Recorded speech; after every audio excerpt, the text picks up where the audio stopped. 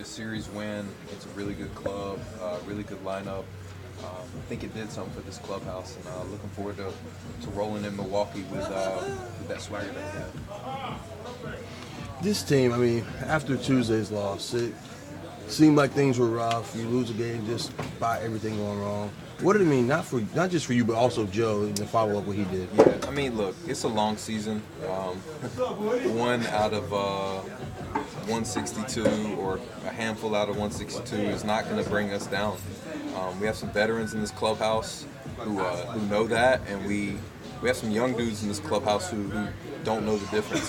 So it's a nice blend, and one bad game where we played poorly doesn't really have a lingering effect on us.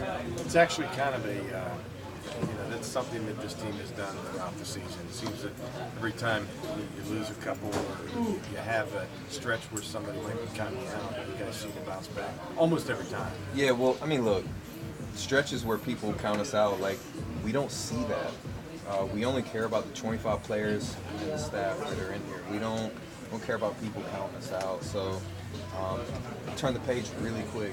It's baseball. We know that anything can happen. Whether it's the best team in the league or the worst in the league, they can beat you at any moment. Anybody with a stick's dangerous. Every pitcher's fully capable of executing a pitch. So we know that, and I think it's one of our strengths. It was a striking visual when you let up the home run, hands on your knees, head down, but you immediately bounced back. What are you telling yourself in that moment? How are you refocusing and regrouping? Pretty much what I'm telling you. It was pitch 8 of the day. I knew I had a lot more pitches. It sucked because the reason I put my head down is because Stallings called a different pitch that I should have thrown.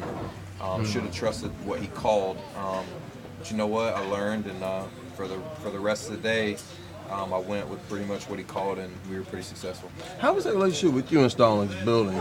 Yeah, we've had a good relationship since last season. He was up here when I was here, and I just noticed how much of a student of the game he is. If you guys watched last night, he knew he was going to be catching today. He was locked in. Every single pitch that Joe threw, he was talking to Joe in between innings. He's talking to the pitcher coach. He's talking to the other catcher. And we're blessed. We have 3 really good catchers on this team. It's definitely unfortunate what's going on with Servy right now. But Diaz is really stepping up, and Stallings is making the most of his opportunity. This is a lot for you today. I had a little bit of everything.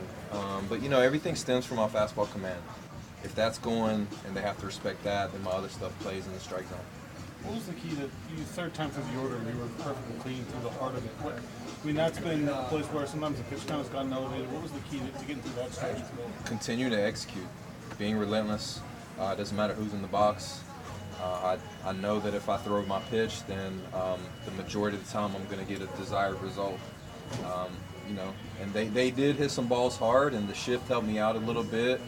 But overall, I just felt like I was in control of myself, control of the game for the most part. Last Friday, you said the play to Newman, that first pitch, was when it got fun for you. When did it get fun for you tonight, or did it? Or not? It's been fun since that pitch. It's been fun. So, like I talked about, baseball is a long season, and the more fun we can have, the more success we're going to have. Thank you, guys. Thanks, Chris. Thanks.